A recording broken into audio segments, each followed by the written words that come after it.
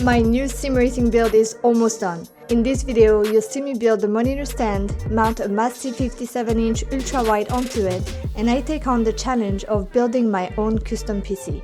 Hey guys, and welcome to the second part of my build series. If you haven't seen the first video, I started a new sim racing setup with the trakracer TR160S. I have finally received all the parts that I need to finish this build entirely, including the monitor stand, the monitor, all the gear. So this is what I'm going to be doing in this video. So the first step today is going to be building the last part of the rig, which is the monitor stand. I decided to go with a single ultra-wide monitor for this setup because I already have the triple monitor set up on the other rig and I really want to see the difference between the two. So this is a freestanding single monitor stand, and I will be putting this huge guy on top of that. I am super excited about this because what is in this huge box is the brand new Samsung G9 ultra-wide monitor. It's 57 inches wide. I think it is the biggest curved monitor that is on the market right now. It's gonna be, I think, looking amazing. I think the quality is gonna be insane. So I'm super excited to see it, and I will definitely have a video dedicated to reviewing this monitor. I also got the trakracer RGB mat, and I think it's gonna look super cool under the rig because I want to build the room and give it a nice vibe, add some more racing decor, and I'll show you guys all of it when it's completely done. But for now, I think it's time to get started on the build.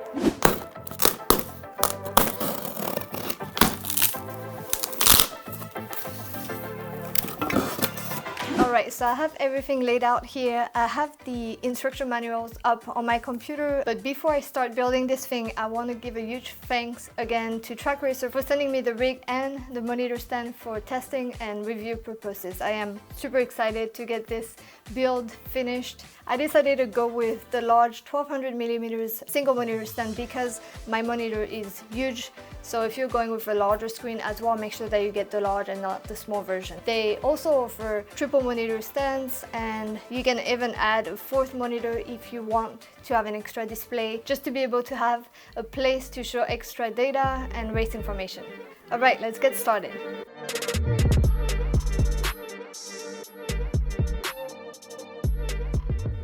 As expected, building the monitor stand was very straightforward. It only took me about an hour, and it can be done by one person. It would be cool if trakracer offered it in the same metallic blue as the TR160S, but maybe that will happen in the future. Once everything was secured, I did my own version of the sturdiness test and it passed with flying colors. Alright, quick update. This is built and done now. It looks great. I actually realized that this is the small version and not the large, which means that this piece, which is the only difference between the two, is 800mm versus the 1200 that I mentioned earlier. Everything else actually is the same. I think the price difference between the two is only $20. I'm sure that's going to be totally fine for my monitor, but I would probably still recommend to go with the bigger version if you have a large monitor. I haven't tightened up everything yet just because I want to make sure that I can still move things around if I need to, but I want to do a quick test to see how it's going to look and how it's going to fit on the rig. Nice! So now I'm going to tighten everything up on the stand so that I can mount the monitor. I will probably move the rig right now as well to make sure that it's more or less in its final position in the room, so I don't have to move everything around once the huge monitor is on. Let's open this box and see what the Samsung G9 57-inch looks like.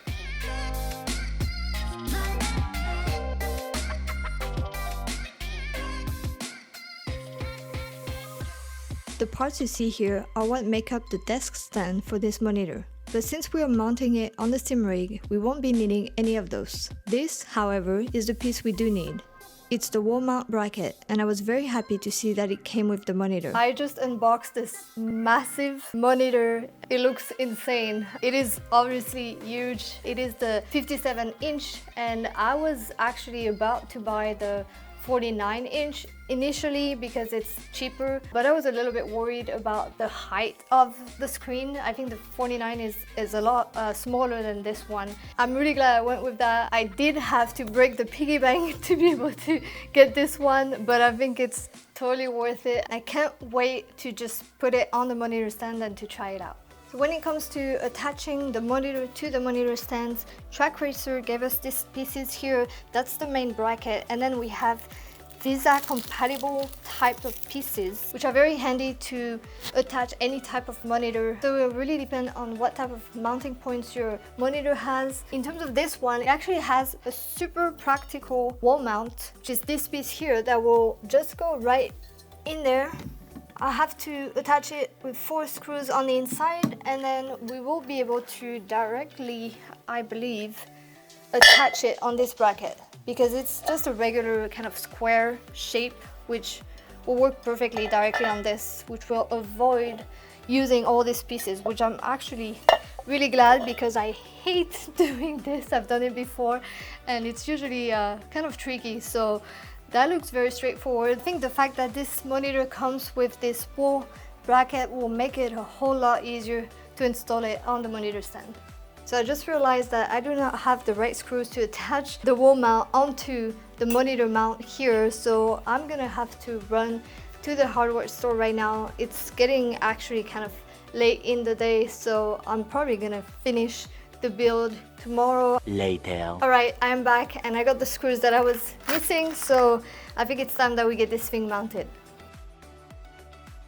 The trakracer attachment is now on the wall mount of the monitor. I used the screws that I picked up yesterday, and I used different sizes of washers actually, because the screws are pretty small, but the holes on the bracket from the rig are pretty big, so I had to use those attachments. But it seems pretty strong and sturdy, so let's go ahead and attach it on the rig.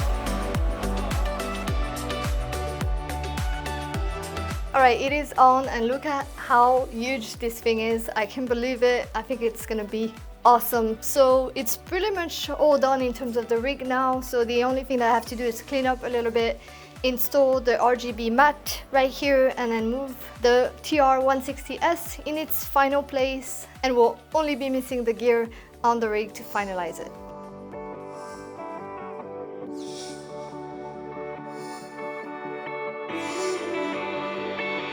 Here it is, the chassis is complete.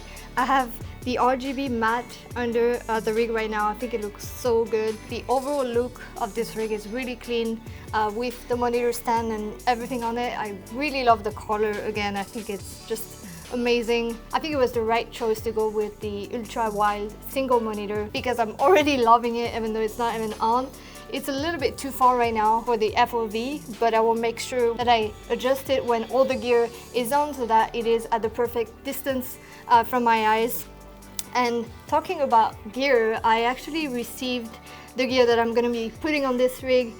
I am not going to say what it is just now, because there will be a fully dedicated video to that very soon. I will do an unboxing video and an install video for that. So if you don't want to miss it, if you want to know what it is, make sure that you subscribe to the channel and hit the notification bell button. I am so excited to show you what it is. Here's a picture actually of the crate that I received. So if you have any idea of what it is, make sure to comment and let me know. But there is one piece of gear that I have had in my closet for a while that I just never installed on my other rig, and it is the shifter. It is the Fanatec Club Sport shifter.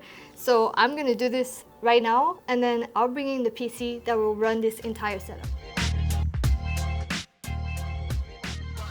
Now let's show you the PC. I was up for a challenge, so I decided to build it myself. I've never done that before, but with the help of a step-by-step guide by John Burek on PCMag.com, it was surprisingly easier than I thought. It took me about 5 hours.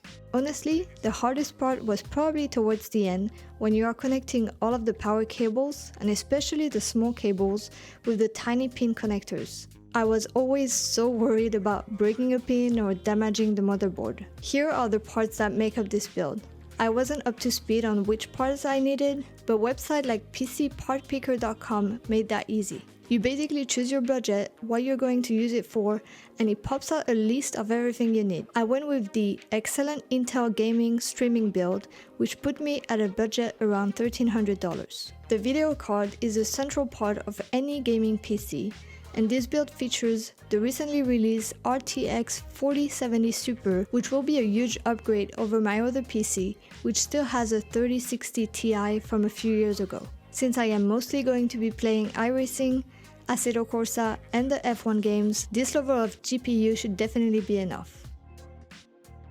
This is it for this video. I am getting so close to finishing this sim racing build and I am so excited about it. I can't wait to show you guys what I am going with for the gear, and I will do an unboxing video next to show you exactly what I got, so make sure that you subscribe to the channel if you don't want to miss it. Again, thank you all for watching. We just hit 10,000 subscribers and I am very thankful for you all. I promise, making more iRacing videos and more just gameplay videos. I know you've been asking for it and I am craving doing this. I just haven't had the time yet. But now that I will have a second dedicated rig for that, I will definitely take the time and I will post a lot more. In the meantime, if you have any suggestions about the videos or any questions about the rig or anything, please let me know in the comments below, and I will see you in the next video.